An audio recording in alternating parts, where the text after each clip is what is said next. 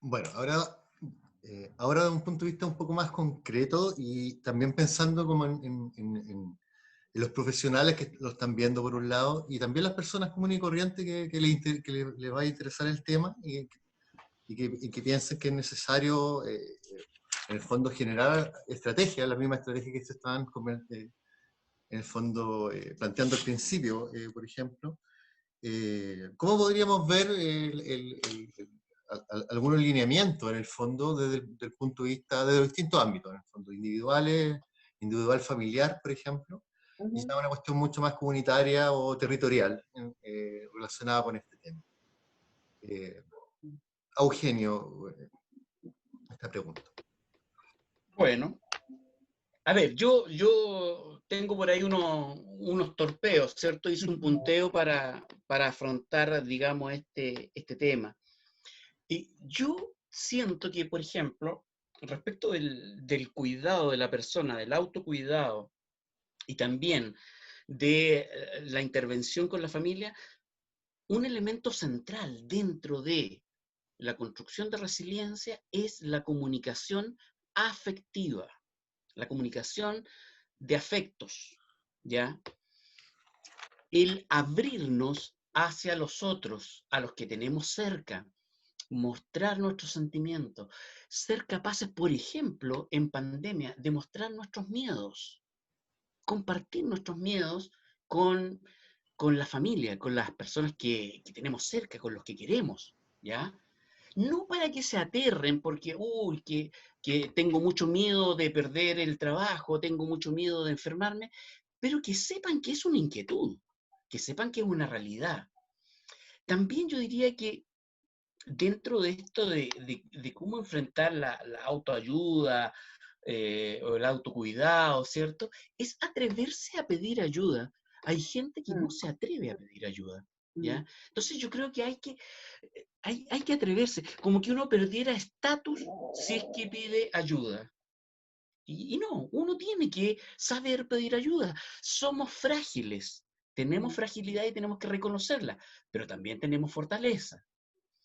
Una de las fortalezas y una de las formas de enfrentar esta pandemia familiarmente y comunitariamente es crear, desarrollar redes. Y en esto, Rodrigo, que es trabajador social, sabe cuánto daño se hace al perder el tejido social, al perder las redes que tienen las personas, al perder la confianza entre las personas. Entonces, yo creo que hay que fomentar un sentido más colectivo, un sentido de confianza, yo empezar a confiar en las personas que tengo al lado, mi familia, pero más allá de mi familia, empezar a confiar en los otros, ¿ya? Eh, Tener una autopercepción de los problemas también. ¿Estos problemas son inabordables o son abordables? ¿La pandemia se va a solucionar? Obvio que se va a tener que solucionar en algún momento, más tiempo, menos tiempo, pero tenemos que tener una mirada positiva frente a la pandemia. Si alguien dice, oye, esto estamos fritos, no vamos a salir de esta pandemia, bueno, mejor nos cruzamos de brazos o todos nos vamos a tirar desde el puente para suicidarnos, pues. No, tenemos que tener una mirada más optimista, no irreal, más optimista. Hay científicos en el mundo que están interesados en que esta pandemia se acabe, ¿cierto? Hay laboratorios que por diferentes motivos, unos más económicos y otros más humanitarios, están trabajando en la solución de esto. Entonces, tenemos un problema, que es un gran problema, que es la pandemia, pero tenemos que desarrollar esta visión de que este gran problema es abordable también, es abordable por nosotros. Y desde nosotros, ¿cómo abordamos el problema? Me cuido, me cuido, ¿cierto? Y ese es mi aporte. Me cuido y así no contagio a los demás. Entonces, parte de esa cosa tan simple, parte de esa cosa tan concreta. Yo me cuido, yo salgo con mascarilla, no salgo a tontear a la calle, voy a salir solo por las cosas imprescindibles. De ahí parte la responsabilidad con los otros. Y en ese sentido el problema ya empieza a ser más abordable desde el sujeto. En ese sentido también hay un control interno del problema. Yo puedo controlar este problema, no voy a acabar con el problema, pero puedo controlarlo un poco mejor si yo me cuido. Si uso la mascarilla, si tomo las precauciones, si me lavo las manos, si ando con mi botellita de alcohol gel, etcétera, etcétera. Todas esas medidas que son pequeñitas, pero que han demostrado ser las más efectivas. Antes de la vacuna, que ojalá que sea muy efectiva, estas otras medidas son los que están sirviendo, ¿cierto? Y lo otro que tenemos que hacer, y que yo ya lo dije en el módulo anterior, es reconocer las propias fortalezas. Somos fuertes, tenemos recursos internos. Y con esto redondeo la respuesta. El enfoque acá, frente a un problema, no es el lamentarse. No es el lamentarse, oh pobre de nosotros que estamos en pandemia. No es preguntarse, ¿y por qué a mí me tocó la pandemia? Que eso es estarse lamentando. ¿Por qué a mí? ¿Por qué a nosotros? La verdadera pregunta que nosotros tenemos que hacernos y que nos proyecta al futuro es ¿para qué nos sirve la pandemia? Por ahí la colega decía, esta es una oportunidad. Claro que es una oportunidad. Tenemos que sacar aprendizaje de la pandemia. Tenemos que sacar aprendizaje. No puede pasar la pandemia sin haberme transformado en algo a mí. Tiene que haber aprendizaje. Sí, estoy completamente de acuerdo. Y bueno, Eugenio ya habló como de lo sanitario, ¿ya? Yo a mí prefiero darle un énfasis como más, ¿cómo decirlo? Como del desarrollo personal, ¿ya? Y como yo dije hace un rato atrás, y Eugenio también lo ha dicho, que en el fondo la resiliencia va a depender de un desarrollo efectivo del cariño con quien en el fondo se cuida a las personas y todo, ¿cierto? Y desde ahí quiero partir diciendo algo que dijo el padre del psicoanálisis Freud, que él decía que en la crianza siempre se va a fracasar, ¿cierto? Acá la mayoría yo creo que somos papás, mamá, yo, y sabemos que los niños no vienen con un manual de instrucciones para criar, ¿cierto? Y en ese sentido, Freud planteaba lo siguiente, él decía, pucha, pero en vez, o sea, es mejor hacer algo a no hacer nada. Y que él en el fondo invitaba a hacer era que las personas se trabajaran a sí mismas, ¿ya? Trabajarse a sí mismo como individuo y como pareja, pero yo me atrevería a extender ese trabajo personal para poder trabajar con un otro y poder reforzar y desarrollar esta capacidad de la resiliencia desde los niños o en un adulto o en un adulto mayor o quien sea, en el fondo. Estamos pensando en los equipos que están ahí tratando de intervenir o hacer en el fondo este aporte más desde ese enfoque de intervención, ¿cierto? Entonces, desde ahí yo me atrevería también a extender este trabajo individual, no solo a la mamá, al papá, sino que también a los educadores, a los terapeutas, ¿cierto? A todas las personas, a todas las profesiones que tienen la oportunidad de tener contacto con un otro, y en especial los que tienen la oportunidad de tener contacto con niños o con adolescentes, porque ahí es el trabajo más duro, con los niños y con los adolescentes.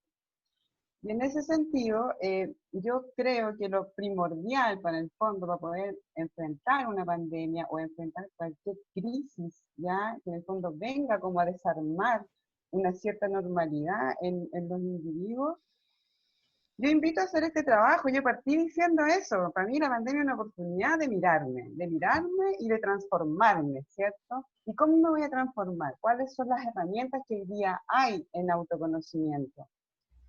Tenemos meditación.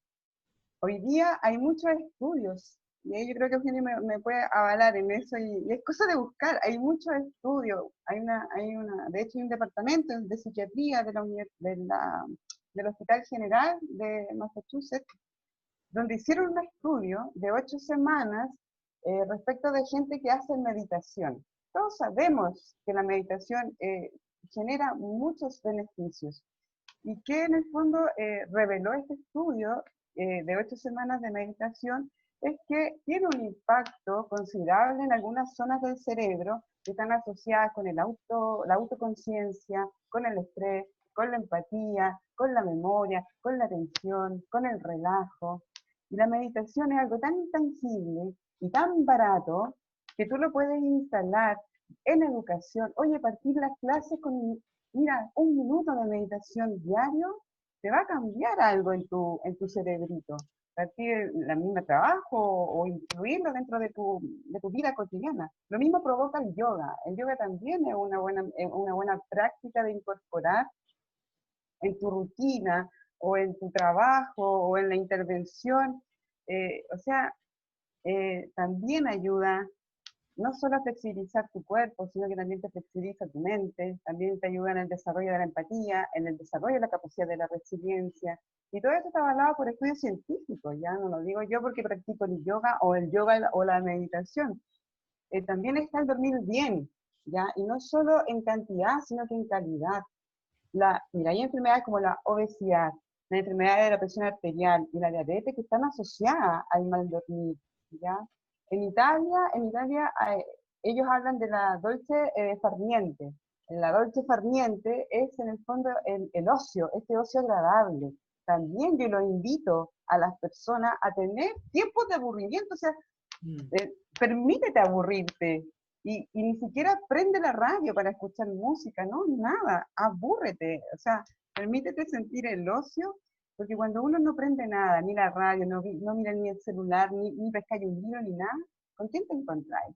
Te encontráis contigo, te encontráis con el océano que teníais en tu interior, que puede ser muy oscuro, porque pueden haber muchas cosas que no te gustan mucho, las emociones odiosas, y que es súper importante incorporar las emociones odiosas en este proceso de autoconocimiento, porque tengo que abrazarlas, pues tengo que en el fondo integrarlas para poder tener un desarrollo mucho más sano, más coherente, y de esa forma estar mejor preparada, yo como mamá, como terapeuta,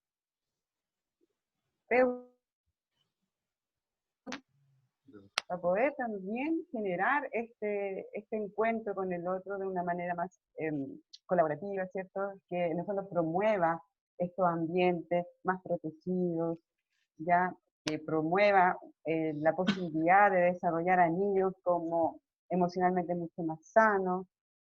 Y en fin, yo partiría con el trabajo personal, ya con todas estas herramientas que hoy día hay. Ahora yo dije, la magia está. Tú podés meterte a internet, te vas a encontrar con artículos. En YouTube hay muchos videos para hacer yoga, para hacer meditaciones. Podéis tener de todo, tenía acceso a eso hoy día. Ahora el tema está si lo llevo a la práctica o no. Y ahí ocurre la magia de la transformación a una persona. No va a ocurrir porque solo lo leo, no me va a cambiar.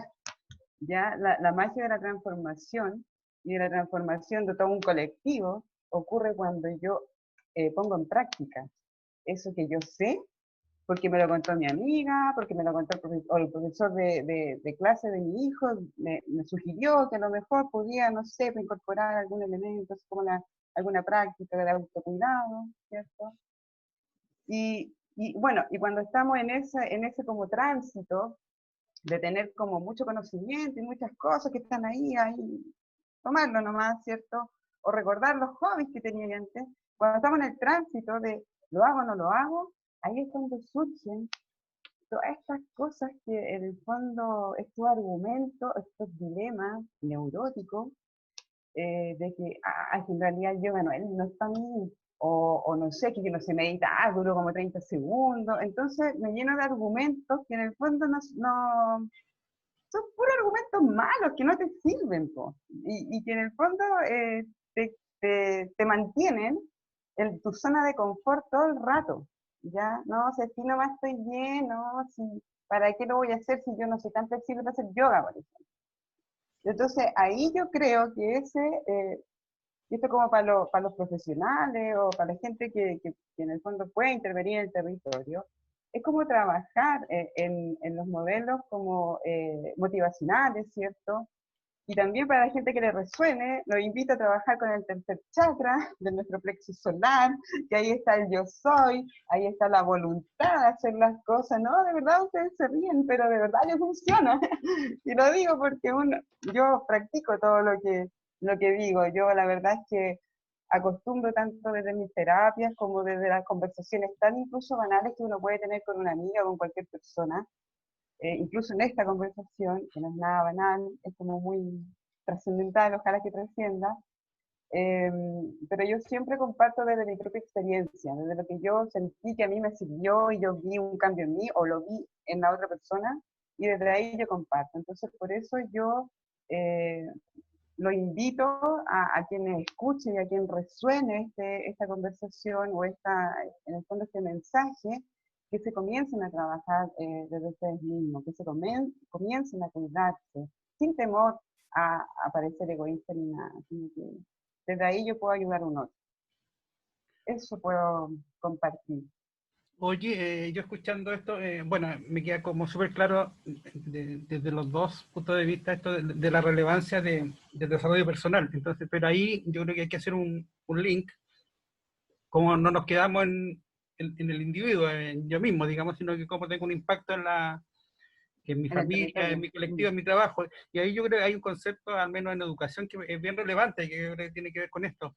Y es como el modelamiento de la conducta. Sí. En el sentido, ¿en qué medida yo, con mi conducta, sobre todo con los niños, les sirvo de referente para que O aprendan sea, sin enseñarles? mira, Aprendan de lo que yo hago, nada más. Héctor, mira, Eugenio igual lo mencionó, esto tiene que ver incluso con el cómo yo, como mamá o papá, líder de una familia, cómo yo me relaciono con la pandemia, ¿ya? ¿Qué cosas hago con respecto al autocuidado y con el cuidado del otro, ¿cierto? De esto de usar la mascarilla y no sé qué. ¿Y qué hago también con respecto a mis seres queridos? ¿Cómo yo colaboro? ¿Cómo yo ayudo? ¿Cómo soy solidaria con esa red que tengo ahí, que en el fondo hoy día solo a través de llamada o videollamada, ¿cierto? Y cómo también ayudo a las personas que ni siquiera conozco. En el fondo es cómo educo, claro, con el ejemplo finalmente, y mostrando cómo yo me relaciono, cómo fluyo, digo yo, cómo fluyo yo con la pandemia, ¿ya? Y yo creo que es importante también generar estas instancias de comunidades virtuales, desde educación, por ejemplo, o desde los centros, desde donde estén las personas que puedan intervenir en las comunidades.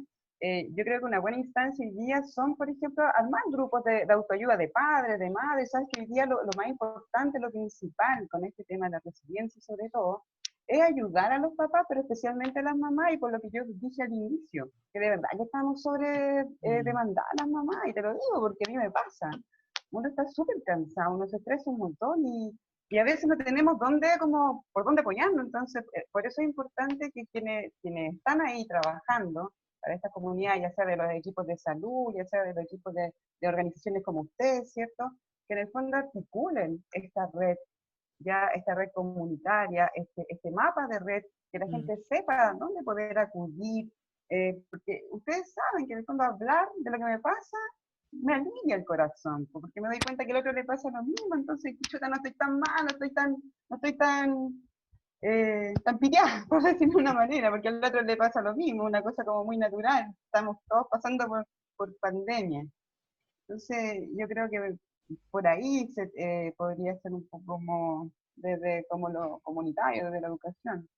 Y ahí yo resaltaría, digamos, un último punto de vista, esto de servir como modelo para las personas significativas, para los niños, y no es la enseñanza tradicional, o sea, uno siempre está modelando, en positivo o en negativo. Entonces, si yo, por lo que sea, ustedes ambos recién, o sea, si yo me deprimo, o me quejo, me quedo en la queja, en el reclamo, eso lo estoy enseñando sin querer enseñar, lo está aprendiendo mi hijo.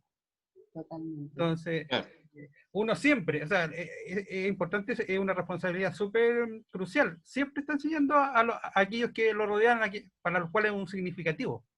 Pero también es importante transmitir que tengo queja y que me siento cansada, pero ¿qué hago yo con esa queja? ¿Qué hago yo con esa pena y con esa angustia? En el fondo es como yo lo regulo. La regulación emocional también es es otra característica que hay que enseñarle también a los papás. Por eso yo hago el llamado a los equipos o a quienes nos escuchen, que si pueden intervenir con las familias, por favor, de verdad, apoyen a los papás con respecto al modelaje, a las pautas de crianza y el cómo también desarrollar el tema de la resiliencia. Hay varios modelos, Eugenio debe conocerlo mejor que yo, los modelos para poder en el fondo instalarlo en las comunidades y trabajarlo como estrategia. Yo creo que lo primordial de cualquier estrategia que se intente instalar en las comunidades o en los centros educativos, donde sea, es que ayuden a bajar los niveles de estrés, los niveles de dolor, de sufrimiento, y conectar como con tu chispita, con ese potencial que igual está, si lo tenemos. Lo que pasa es que estamos contaminados, estamos contaminados por todos lados. Pero sí.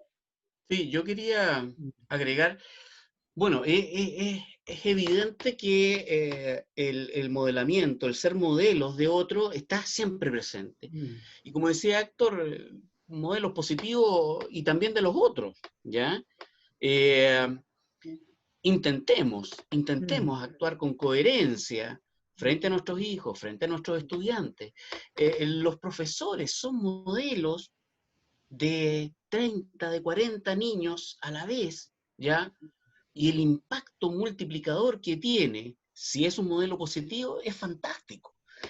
Pero si es un modelo negativo, también tiene el impacto sobre esos 40 niños, ¿ya? Entonces, claro, está el elemento de modelamiento, modelar en la expresión de sentimiento, el papá, la mamá, que expresen sentimientos, que expresen afecto, que expresen cariño, con las palabras, también físicamente, que expresen ese cariño.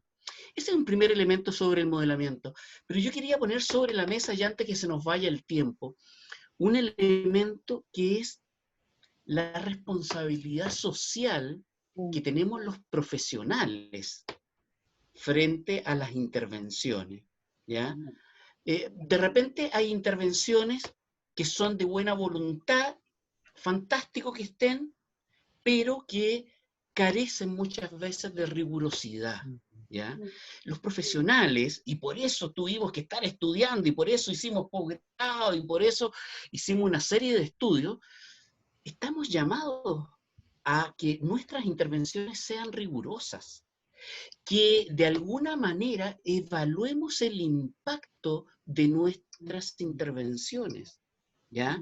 No solamente que sean intervenciones a nivel intuitivo, casi a veces improvisadas, que claramente tienen buena voluntad, pero nos sirve solamente la buena voluntad, ¿ya? Nosotros como profesores, psicólogos, médicos, ingenieros, enfermeras, etcétera, trabajadores sociales, tenemos que hacer un trabajo riguroso. Y en esto de la resiliencia hay herramientas. Hay herramientas. No se trata solo de hablar de resiliencia. Como decía ahí la colega, todo el mundo está hablando de resiliencia. Hasta en las campañas políticas, me acuerdo que una candidata decía que era la candidata resiliente. Bueno, me sonreí, pero bueno, nosotros tenemos que ser rigurosos y trabajar con las herramientas que existen hoy día en nuestro país, en mi universidad, y disculpen lo autorreferente, en la Universidad Católica del Maule, tenemos un equipo dedicado al tema de la resiliencia. Y hemos creado instrumentos para evaluar resiliencia, instrumentos para escolares, para jóvenes, para adultos, para evaluar resiliencia familiar. Entonces, sería lindo que nosotros hacemos una intervención. También tenemos que hemos creado un manual de intervención en resiliencia, ¿ya? En donde podríamos aplicar ese manual, ¿ya? Hacer las transformaciones y adaptaciones al grupo específico que yo quiero o a la familia en específico. Pero aplico ese manual y podría evaluar después a ese grupo, ¿ya? Para realmente medir si tenemos o no impacto. Porque si algo que adolecemos en nuestro diario laboral es que a veces hacemos una intervención y nunca sabemos si realmente dio resultado o no. ¿Ah? Nunca sabemos si los cambios que está teniendo la gente o se deben a cambios espontáneos que tiene la gente. ¿Ya? Entonces, yo llamo ahí a esa responsabilidad social que tenemos los profesionales.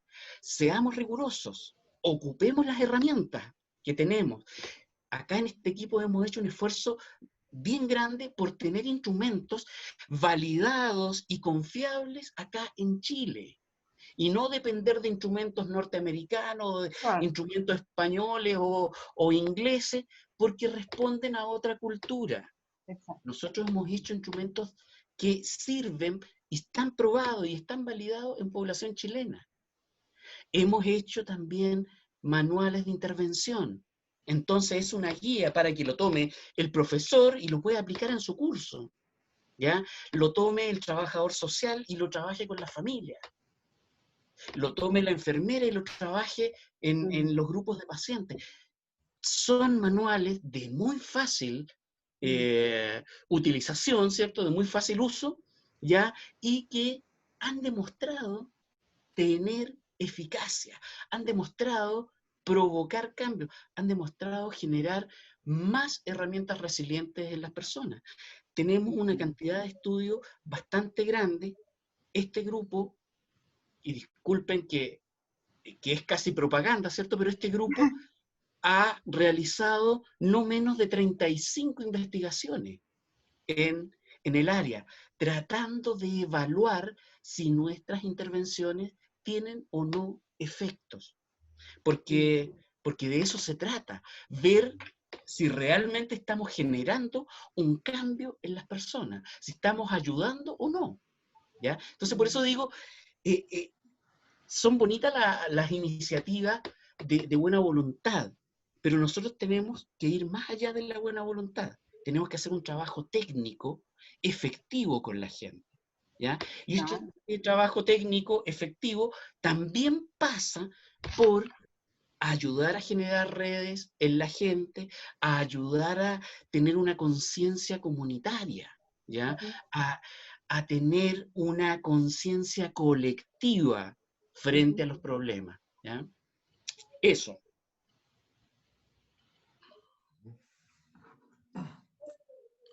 Bueno, una reflexión que escapó un poco a lo que es el mismo webinar, y es que en el fondo nosotros estamos haciendo un documento relacionado con el consumo de cannabis, y una de las conclusiones del equipo que estamos trabajando decíamos que cuál es la capacidad de cuidarnos que tenemos los chilenos. Estábamos viendo los índices, somos los primeros en consumo de cannabis en América, somos los segundos en consumo de cocaína, somos los primeros en consumo de alcohol, somos los primeros en sedentarismo, somos los primeros en consumo de pan. Un poco planteando todo esto, simplemente es como pareciera ser que ahí hay un elemento de quiebre en el fondo que tiene un componente individual también. O sea, ¿qué pasa? Que las personas no se están autocuidando. Se duerme mal, no se descansa bien, hay muchas formas de estrés. La forma de reaccionar al estrés es con alcohol el fin de semana, es con ir a comprar al mall y llenarse de compras. Entonces hay un elemento ahí al debe que es muy transversal y que se ve en adicciones, que se ve en familia, y que tiene que ver con las personas no se están cuidando. Entonces, efectivamente, ahí pareciera que la conciencia personal, si no está desarrollada la conciencia personal, pareciera que falta ahí otro elemento para justamente ir hacia lo colectivo, porque... faltamos nosotros los técnicos, porque cuando decimos que hay estos altos consumos, ya de alcohol, drogas, legales, ilegales, etcétera, también hemos fallado nosotros como técnicos. Y por eso, o sea, no lo podemos dejar solamente a que la gente tome conciencia sola. Ayuda a la conciencia, pero necesita el empujón técnico que lo podemos dar los profesionales.